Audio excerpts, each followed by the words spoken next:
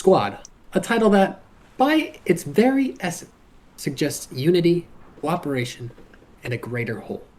It's a word that implies both structure and camaraderie, something greater than oneself, but also deeply personal. You can almost taste the weight of its single syllable, can't you? The clipped, confident squad. Not team or group, too basic. Not platoon or detachment, too technical. No, it's squad. 4 letters. It's 5 letters, idiot. 1 syllable. A balance of sound and meaning. But I digress. The game itself. Where does one even begin? Perhaps the menus, those unsung heralds of our gaming experience. Sleek, functional, utilitarian. They remind one of a well-organized workshop, where every wrench, screwdriver, and spanner has its place.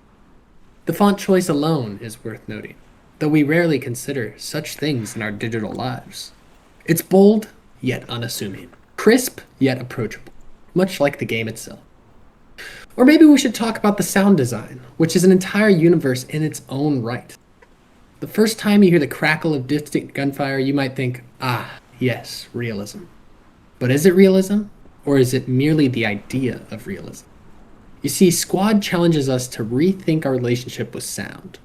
The rustle in the bushes. Is it an enemy? A teammate? Or just the wind? Or could it be an existential question? A whisper from the void asking, are you really here in this war-torn digital landscape? Or are you merely playing at being here? Then, of course, there's the gameplay itself. How to describe it. Strategic, yet chaotic. Methodical, yet spontaneous. It's the kind of gameplay that demands coordination, but only if you want to coordinate. Otherwise, it's equally happy to let you wander off into the wilderness, rifle in hand, wondering why you're alone and whether anyone has noticed you're gone. The controls are tight, though not too tight. Loose enough to breathe, to allow for moments of humanity, but firm enough to remind you that this is a serious game for serious players. Or is it? The maps are vast, sprawling affairs that feel like maps, that feel less like maps and more like ecosystems, teeming with life, or at least the suggestion of life. Each hill, valley, and abandoned building tells a story. Though what that story is, I couldn't tell you. Something about war, probably. What are you vegan? Something about struggle and survival and the human condition.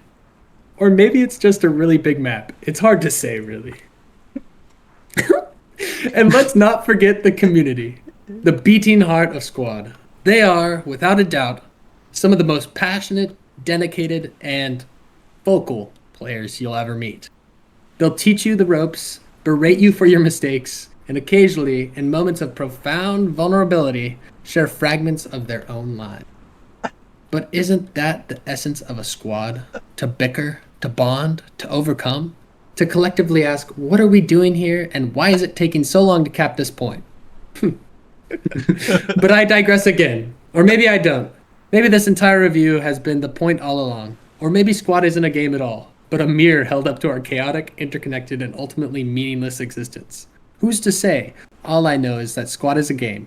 Or is it? Who's to say? Wow.